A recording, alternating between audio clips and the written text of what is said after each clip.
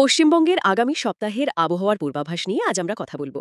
আমাদের কাছে 18ই নভেম্বর 2025-এর যে রিপোর্টটা আছে সেটা প্রথমবার দেখলে মনে হবে তেমন কিছুই নেই। হ্যাঁ, বেশ শান্ত একটা সপ্তাহ আর কি। একদম। কিন্তু একটু খুঁটিয়ে দেখতেই দুটো অদ্ভুত জিনিস আমার চোখে পড়ল। ঠিক। রিপোর্টের প্রথম লাইনটাই তো বলছে যে আগামী এক সপ্তাহ রাজ্য জুড়ে কোথাও কোনো ওয়েদার ওয়ার্নিং বা সতর্কতা নেই। হ্যাঁ। আবহাওয়াটা মূলত শুষ্কই থাকবে। হ্যাঁ। তো এটা চাষি ভাইদের থেকে শুরু করে আমাদের সবার জন্যই একটা স্বস্তির খবর। অবশ্যই। কিন্তু এই শান্ত আবহের মধ্যেই দুটো বলা যায় ব্যতিক্রমী স্রোত বইছে। ঠিক ওই জায়গাটাতেই আমারও চোখ আটকে গেল। একদিকে যখন প্রায় গোটা বাংলা শুকনো থাকবে, হুম। তখন রিপোর্টের এক কোণায় বলা আছে যে 21 আর 22 নভেম্বর নাগাদ দার্জিলিং আর জলপাইগুড়ির কিছু জায়গায় হালকা বৃষ্টি হতে পারে। হ্যাঁ, একদম। তো ব্যাপারটা কি? গোটা রাজ্য থেকে মেঘ কি শুধু ওখানে গিয়ে জমা হচ্ছে? না, না, বিষয়টা ঠিক তা নয়। এটা আসলে পাহাড়ি এলাকার একটা নিজস্ব চরিত্র। আচ্ছা। নভেম্বরের এই সময়ে বঙ্গোপসাগর থেকে যে জলীয় বাষ্পপূর্ণ বাতাস, সেটা মাঝে মাঝে উত্তরবঙ্গের দিকে যায়। ও। সমতলে তার বিশেষ প্রভাব না পড়লেও পাহাড়ের গায়ে ধাক্কা খেয়ে ওই বাতাসটা আহ, স্যাচুলেটেড বা সম্পৃক্ত হয়ে যায়, আর তার থেকে হালকা বৃষ্টি ঝরায়। ও আচ্ছা, এটা রাজ্যের বাকি অংশের থেকে সম্পূর্ণ আলাদা একটা স্থানীয় ঘটনা। ঠিক তাই, একটা লোকালাইজড ইভেন্ট বলতে পারেন। বুঝলাম। কিন্তু দ্বিতীয় যে বিষয়টা চোখে পড়ল, সেটা তো আরও অদ্ভুত। তাপমাত্রার বিষয়টা, তাই না? হ্যাঁ। আমি ভাবছিলাম, আমি ঠিক পড়ছি তো? আগামী 2-3 দিনে রাতের তাপমাত্রা কমার বদলে 2-3 ডিগ্রি সেলসিয়াস বাড়বে। হ্যাঁ, বাড়বে।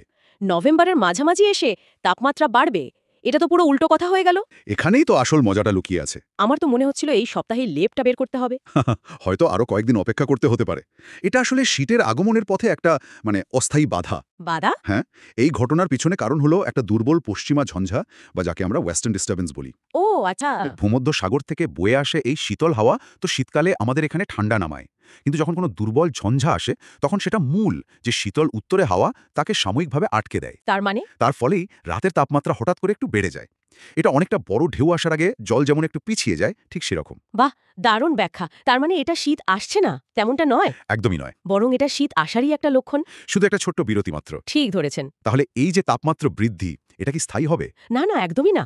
রিপোর্টেই পরিষ্কার বলা আছে যে এই 2-3 দিন তাপমাত্রা বাড়ার পর আবার আবহাওয়া স্থিতিশীল হয়ে যাবে। আচ্ছা, এই পশ্চিমা ঝঞ্ঝা কেটে গেলেই উত্তরে হাওয়া আবার নিজের জায়গা করে নেবে, আর তাপমাত্রা আবার স্বাভাবিক নিয়মেই কমতে শুরু করবে। এই ছোট ছোট পরিবর্তনগুলোই আমাদের বুঝিয়ে দেয় আবহাওয়া কতটা ডাইনামিক একটা সিস্টেম। তাহলে সব মিলে যা দাঁড়ালো সেটা হলো আগামী সপ্তাহটা মোটের ওপর বেশ আরামদায়ক আর শুষ্কই থাকবে। হ্যাঁ। দার্জিলিং জলপাইগুড়িতে হালকা বৃষ্টির একটা সম্ভাবনা থাকলেও সেটা খুবই স্থানীয়। একদম। আর রাতের তাপমাত্রা সাময়িকভাবে বাড়লেও সেটা নিয়ে ঘাবড়ানোর কিছু নেই, কারণ এটা শীতের আগমনেরই একটা অংশ। ঠিক তাই। আর এই পুরো বিশ্লেষণটা আমাদের একটা বেশ গভীর প্রশ্নের দিকে নিয়ে যায়, তাই না? কি রকম? আমরা তো জানলাম যে পশ্চিমা ঝঞ্ঝার কারণে রাতের সর্বনিম্ন তাপমাত্রা বাড়বে, কিন্তু এর প্রভাব দিনের সর্বোচ্চ তাপমাত্রার উপর কি পড়বে? হ্যাঁ, এটা তো ভাবার বিষয়। আকাশ কি মেঘলা থাকবে নাকি ঝলমলে রোদ উঠবে? কারণ দিনের তাপমাত্রার আর রাতের তাপমাত্রার এই পার্থক্যটাই তো ঠিক করে দেয় যে শীতের আমেজটা কতটা জমাটি হবে। ঠিক। এই যে রাতের উষ্ণতা, এটা কি দিনের বেলাতেও একটা হালকা গরম ভাব রেখে যাবে, নাকি দিনের বেলা ঠান্ডা থাকবে? এই বিষয়টা নিয়ে কিন্তু ভাবার অবকাশ রয়েছে।